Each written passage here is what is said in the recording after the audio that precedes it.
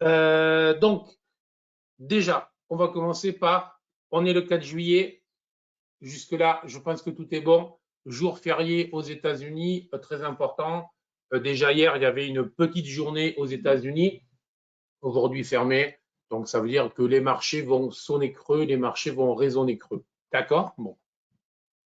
Bon, ça signifie tout simplement que ben, tout ça va rester calme et que donc, en tant que trader, on doit évidemment en tenir compte. Vous ne pouvez pas trader tous les jours de la même manière, vous ne pouvez pas trader tous les jours de la même façon. J'espère que tout ça est clair. Merci pour le plan Gold, Michel. Pas de souci. Merci à vous d'être là tous les matins. C'est un immense plaisir, je peux vous l'assurer. Allez, les US, on va commencer par le Dow Jones, le Wall Street CFD que nous avons sous les yeux, que vous avez sous les yeux. Et le Dow, ben, hier, je vous parlais d'un plan en indiquant que il suffisait de tracer en fait la TLR, hein, donc la résistance ici au-dessus en rouge, et de la reporter pour essayer de voir si on ne pouvait pas avoir des points d'achat sur le bas. Le marché a été, regardez, je vais y arriver, si on fait comme ça, en fait, le marché, c'est rien, on va y arriver. Le marché a ajusté le niveau, tout simplement.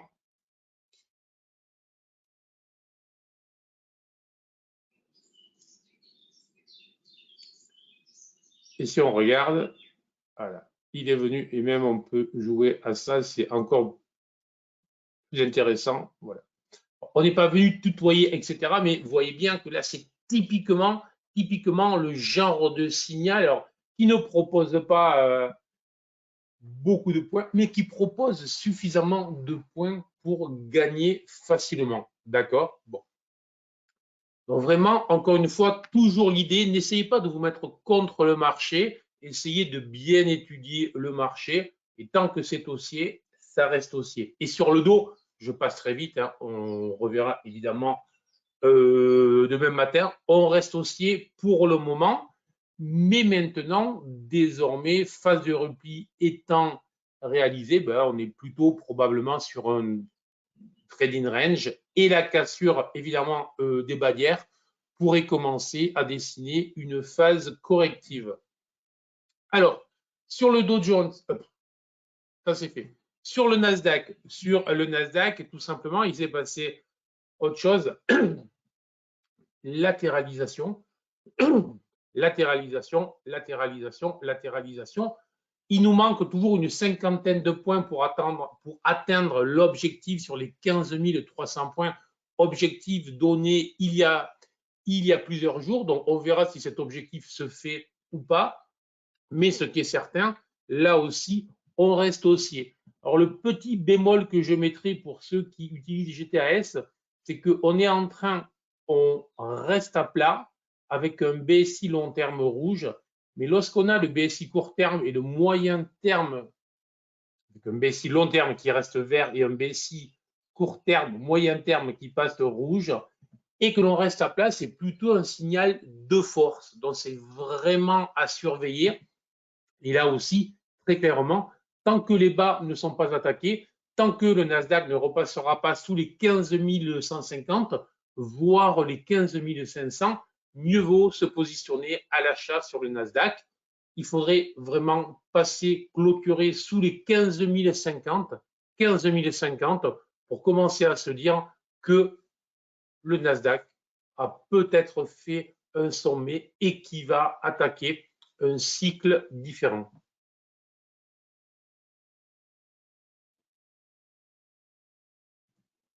S&P 500. Une fois n'est pas coutume, je répète et j'insiste, mon indice haussier préféré aux États-Unis pour le moment, non pas que ce soit nécessairement celui qui donne le plus de points, mais quand je trade, je n'ai pas la prétention, car j'ai un peu trop de métier, je n'ai pas la prétention de vouloir prendre tous les points que le marché nous donne sous nos yeux. Ce qui m'intéresse, c'est un indice suffisamment propre, le moins bruité possible pour que lorsque je rentre, lorsque je place mes entrées, lorsque je place mes stops, que j'ai le moins de probabilité possible de voir mes stops frapper. Un indice qui monte très fort ou qui chute très fort, mais qui est soumis à une grosse volatilité, c'est un indice qui nous donne une direction très claire, mais qui, du fait qu'il est très volatile, va être donc très bruité. Et si on travaille sérieusement en trading avec des stops propres, avec des stops sur des niveaux qui ne sont pas trop lointains, ça veut dire qu'on peut avoir la direction, on peut avoir le biais du marché, le biais sur cet indice, et pourtant, lorsqu'on trade, on se rend compte que l'on perd parce qu'on est sur un indice bruité, volatile. Et ça, c'est vraiment aussi la différence que l'on va rencontrer entre les analystes et les traders. Être un analyste est un métier très confortable, très facile. Être trader, c'est pas juste je connais le sens du marché ou je crois que le marché va faire ça. C'est je mets de l'argent sur la table. Bon, jusque-là, tout reste faisable, mais je mets surtout une invalidation. Et c'est le niveau de l'invalidation, plus l'invalidation va être large et plus j'aurai de chances de gagner, mais plus je perds, je vais perdre gros, ou si je serre trop mon stop, plus je réduis mécaniquement mes chances de gagner, mais plus je vais travailler avec une exposition forte. Donc ça, c'est toujours un jeu, je dirais. Là, oui, c'est vraiment un jeu de réflexion sérieux entre où est-ce que je place mon stop pour maximiser mes profits. Et ça, vraiment, bon.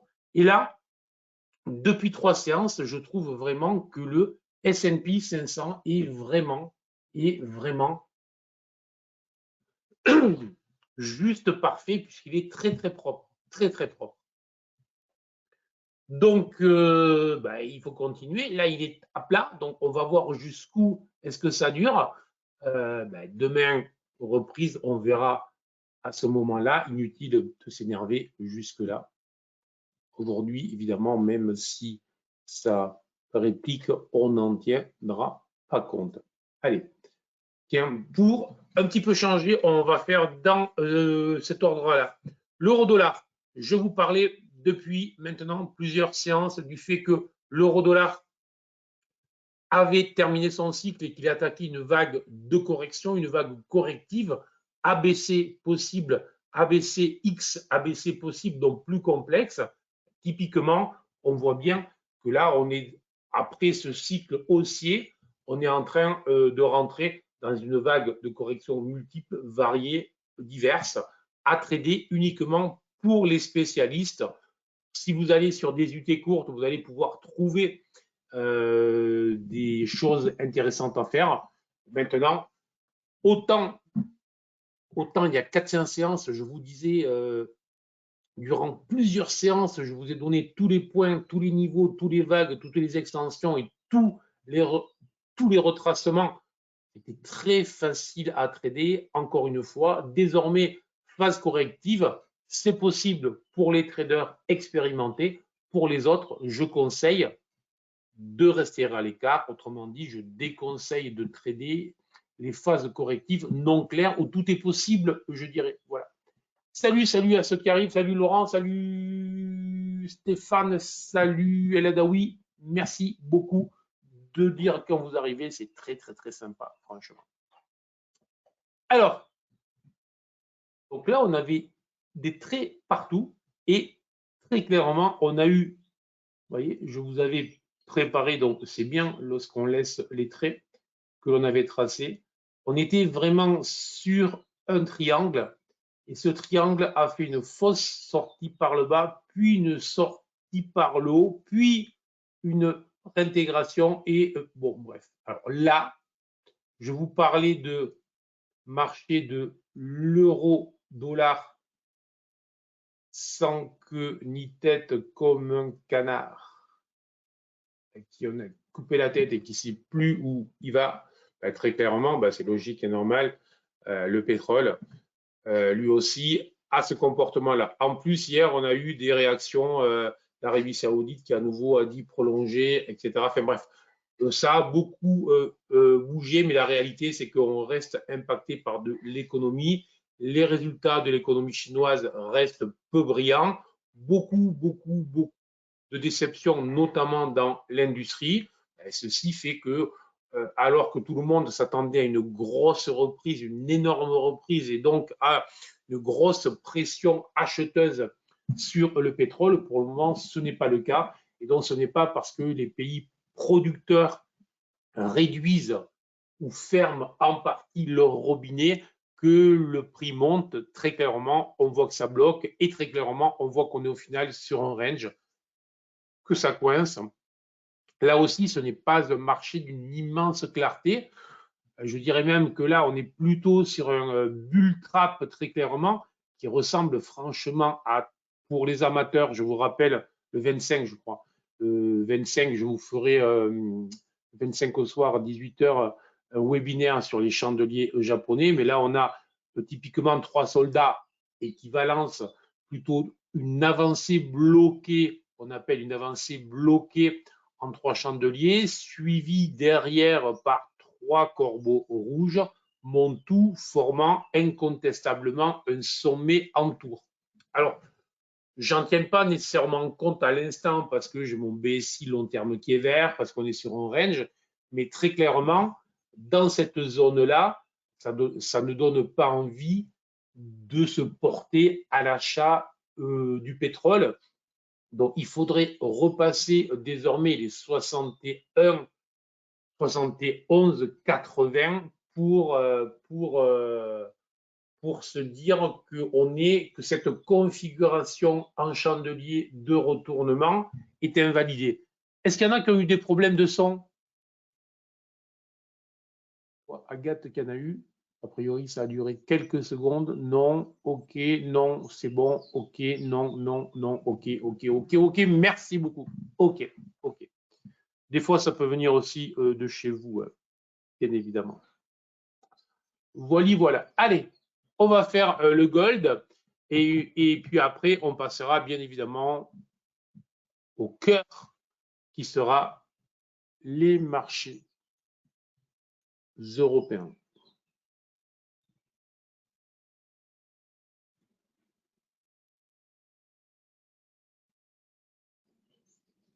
Alors, le gold, très clairement, je vous rappelle, on est sur cette configuration en ETEI. Je ne vous la redessine pas, vous deviez être là hier. Très clairement, les objectifs sur les 1932-1934. Et on avait ici, effectivement, cette correction en 3 temps. Alors, on est venu chercher un petit peu, je vous avais donné le 1912. Il n'y a pas eu vraiment de clôture sous ce niveau-là, mais on est venu faire ici. Alors là, voilà.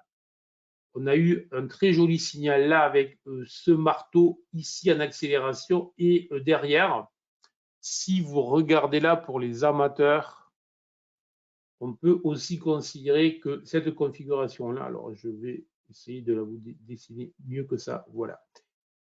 Puisque je vous parlais juste avant d'un sommet en tour sur le pétrole, on peut considérer ici que l'on a un creux en tour avec un marteau ici sous le niveau des 1912 dont je vous parlais hier et effectivement c'était un pullback supplémentaire et dans tous les cas après c'est pas ici franchement c'était difficile de rentrer, la vraie rentrée elle est à ce niveau-là sur le break, sur la cassure de la TLR. Voilà, là c'était vraiment là ce qui était propre, ce qui était efficace.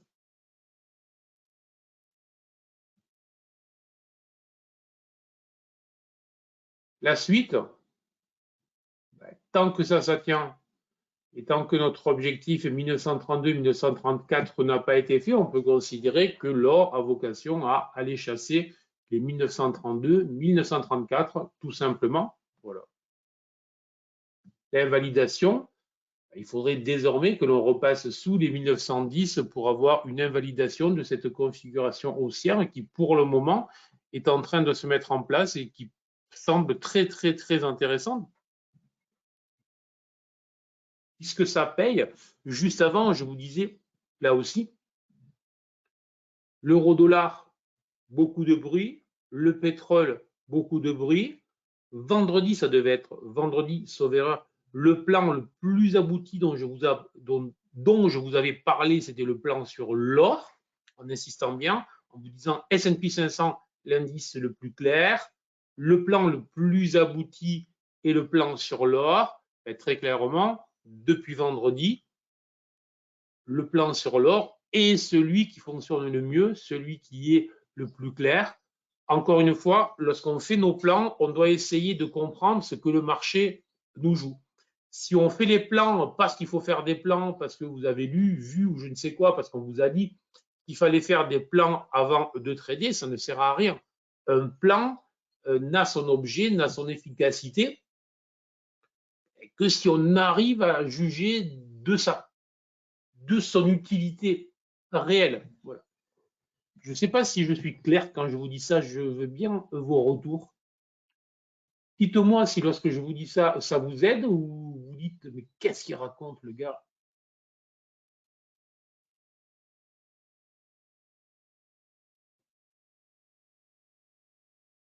Tout à fait, ça me va, ça aide, super, clair, sans plan, pas de GPS, très clair, ça aide, clair, très clair, tout à fait, ça me va.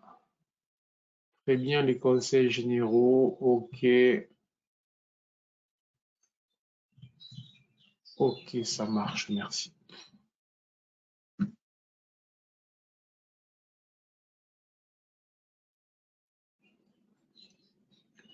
Très clair comme d'hab, c'est gentil, compréhensible. On fait un plan quand on comprend la situation pour prendre une position. Oui, exactement, voilà, c'est exactement ça.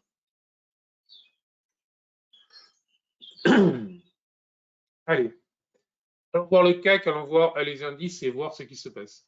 Alors, le CAC entame une phase de repli, mais là où c'est vraiment très intéressant, c'est que je vous parlais vraiment de ce niveau autour des 7400, 7405 points, niveau clé, hein. C'est vraiment un niveau clé, c'est-à-dire que si on le break, si on le casse, potentiellement, on va déclencher une vague de hausse assez puissante derrière. Bon, ça, c'est relativement clair. Alors, on l'a dépassé vendredi en fin de journée, fin de semaine, fin de trimestre et fin de semestre. On dit un peu emporté par un enthousiasme dont les marchés ont l'habitude. Et très clairement, là, c'est pas que là, on est sur un dégonflement. Alors sur le CAC, c'est moyen, mais on verra que sur les autres indices européens, c'est encore plus clair. Voilà.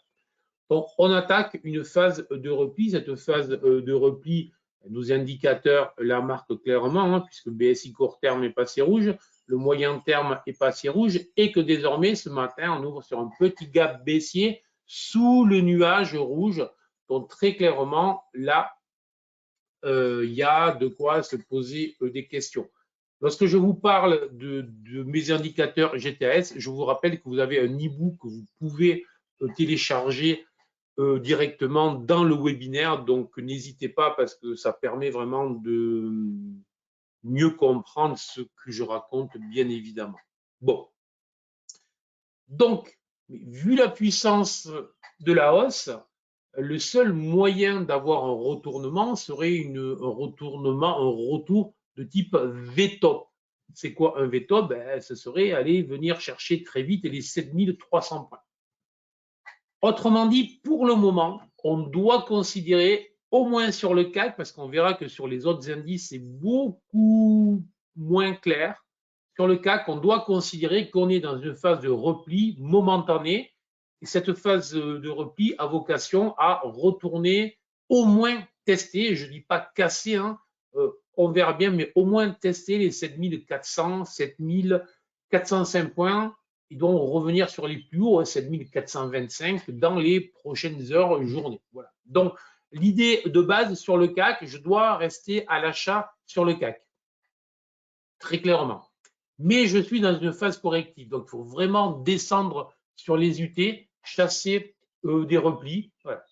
Un retour sous les 7320, pour moi, serait très négatif. Sous les 7300, signerait probablement le fait qu'on était dans une euphorie de fin de semestre et que tout ça était un bear trap classique. Je monte pour faire sortir les vendeurs et une fois qu'ils sont sortis, je baisse tranquillement. Donc, c'est vraiment ce qu'il faut surveiller. Donc, je dirais sur le CAC, pour moi, j'ai une zone neutre. 7320, 7380 points, zone neutre, mais une zone neutre sur laquelle je vais plutôt travailler à l'achat. Sous les 20, je ne fais plus rien. Sous les 300, je considère que la hausse était une hausse bidon, bear trap, piège aux vendeurs. Autrement dit, je passerai vendeur potentiellement très agressif. Voilà. Est-ce que pour autant j'ai l'ambition que les 7400, 405 cèdent? Je ne sais pas. Si le marché le fait, si le marché casse et clôture au-dessus de cette zone, notamment en UT jour, ben je sais que potentiellement, ça m'ouvre vraiment un chemin haussier très important. Et là aussi, ça devrait secouer les vendeurs car le marché commence à être plein de vendeurs. Voilà. Donc, pour la journée, même qu'on soit sur le CAC, même que le marché soit ouvert, je ne vais pas nécessairement attendre une grosse volatilité. Autrement dit, je peux trader, personnellement, je vais peu trader, voire pas trader ce jour. Je vous le dis, ce n'est pas une journée sur laquelle je vais être très énervé. Je suis au bureau, je suis en face des écrans. Donc, si le marché me propose des configurations intéressantes, je ferai. S'il ne me les propose pas, je ne ferai pas. J'espère que c'est clair. Voilà. On n'a jamais l'obligation de trader lorsqu'on est en face de ces écrans. D'ailleurs, même, puisque vous aimez les petits conseils généraux, la grosse différence entre ceux qui gagnent et ceux qui perdent, c'est que ceux qui gagnent n'ont aucun problème à rester en face des écrans, disciplinés, zen, calmes, sans trader lorsque le marché ne propose rien, alors que ceux qui perdent, leur caractéristique, c'est qu'à un moment ou à un autre, il faut qu'ils tradent. Il faut qu'ils tradent. Voilà. C'est un peu comme, alors, non, je ne vais pas le dire, ça pourrait être très mal pris, donc je ne vais pas le dire, mais voilà, c'est un peu un mode jeu addictif. Le trading est tout sauf du jeu. Le trading, ce n'est pas de l'addiction. Le trading, c'est de la stratégie, du calme, de la zénitude. Peut-on envisager le retracement de 50% de la dernière vague haussière vers 7360 pour se repositionner long? Oui, c'est une possibilité. Maintenant, je dis bien, aujourd'hui, personnellement, peu ou pas de trade, je ne vous le dis pas souvent, mais quand, voilà, je vous le dis. Après, mode scalping, alors le mode scalping ne veut pas dire que je vais faire 250 trades sur la journée. Hein. Lorsque je parle de scalping, personnellement, je veux dire par là que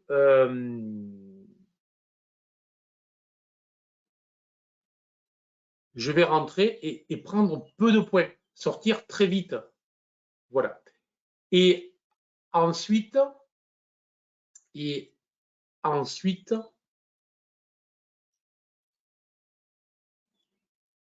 ne jamais se positionner en disant je vais faire beaucoup de trades. OK. Je ne vous avais pas collé la question ou le commentaire, donc je vous le colle. Beaucoup de vendeurs, les puts sont au plus bas depuis 18 mois selon Fear and Greed de CNN.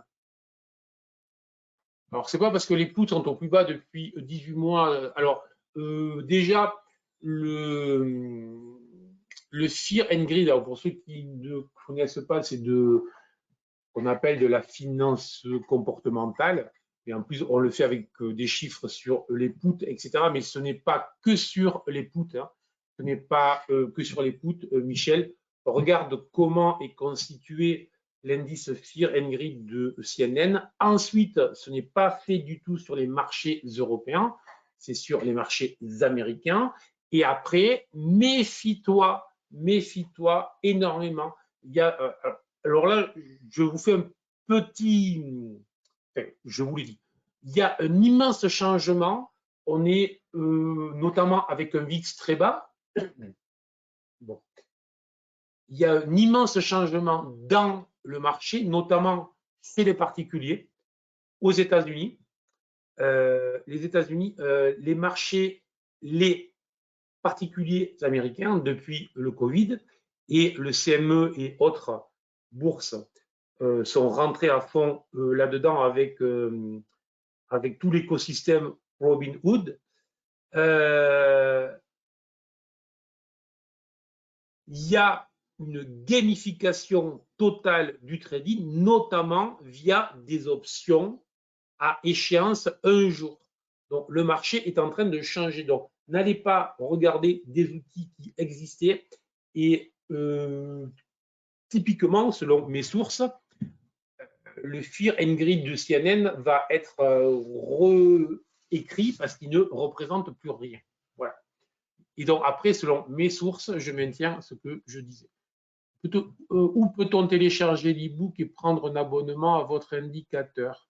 Alors, l'e-book, vous le trouvez normalement dans le bas du GoToWebinar. Sinon, vous le trouvez sur mon site eWinvest, bien évidemment, mais normalement directement dans la plateforme du GoToWebinar auquel vous assistez en ce moment.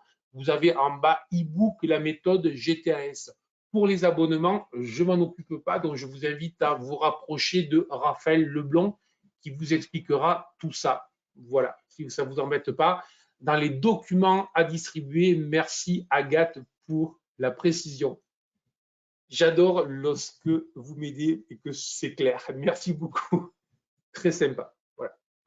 Alors, je terminerai juste avec ça. Alors, on peut essayer. Hier, je vous l'avais fait avec le dos. Je vous ai montré ce matin. Alors, je vais essayer. Non, c'est pas comme ça. Alors,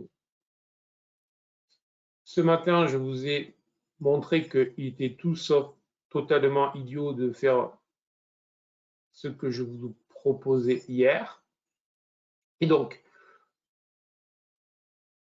même jouer à ça, voilà. Moi, j'aime bien faire ça. Voilà. Et là, très clairement, en ce qui me concerne, ça me donne des zones potentielles d'achat à surveiller sur un mode scalping à condition que j'ai des signaux typiquement en M1 sur ces zones au fur et à mesure que le CAC viendra essayer de les contacter. Voilà ce qu'on va surveiller, voilà ce que je vais surveiller, mais je vous redis bien comment je vais le surveiller ce jour. Allez, le DAX. Alors, le DAX, ben là, le DAX est en train de nous jouer un peu la configuration dont je vous parlais de VTOP. Autrement dit, sur le CAC, toujours à l'achat, parce que le CAC, pour le moment, m'indique qu'il me fait un retracement plus que modéré, plus que calme, propre, et tant qu'il le fait, il n'y a pas de raison que je cherche autre chose. Le DAX, bien différent. Le DAX a retracé énormément, une baisse quand même de près de 140 points, ce n'est pas rien. Et surtout, il l'a fait de manière quasi aussi mécanique sur la descente que sur la montée.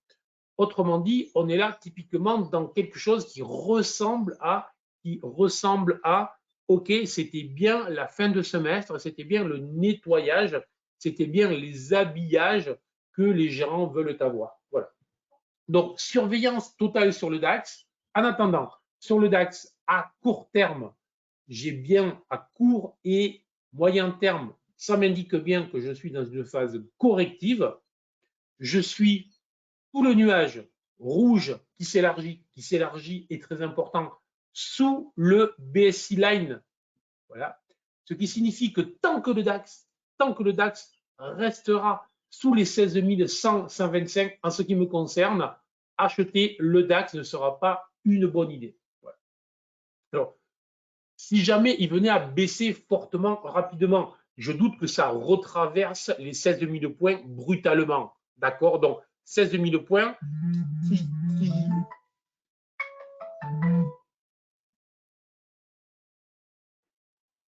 Les 16 000 points qui avaient été travaillés fortement, d'accord?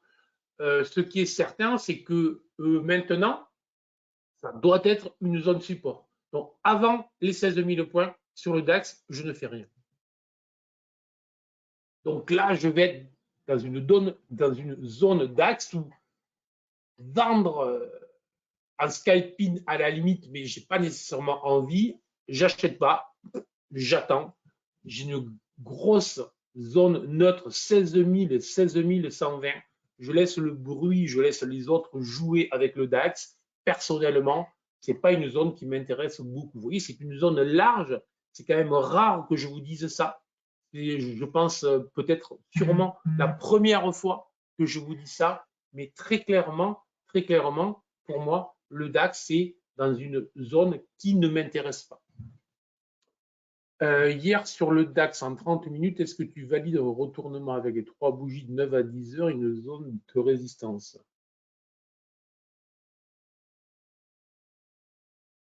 Non, je vois aucune bougie de retournement, Olivier, de 9 à 10 heures.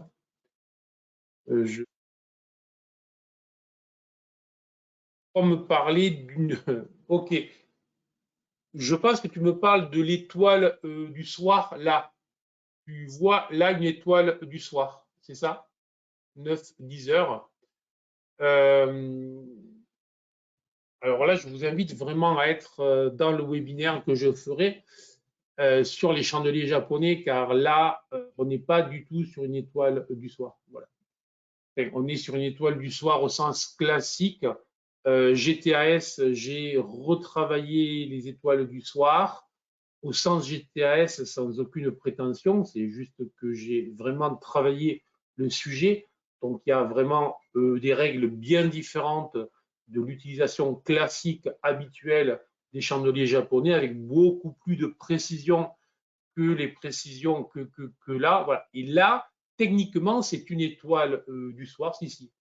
C'est une étoile du soir selon Steve Nison. Pour GTAS, ça n'en est pas une. Un beau diamant en M1. D'accord. Merci Philippe. Ok, merci beaucoup. Ce n'est pas une étoile du soir. Si. J'insiste. Voilà. Mais pas au sens GTAS. Voilà.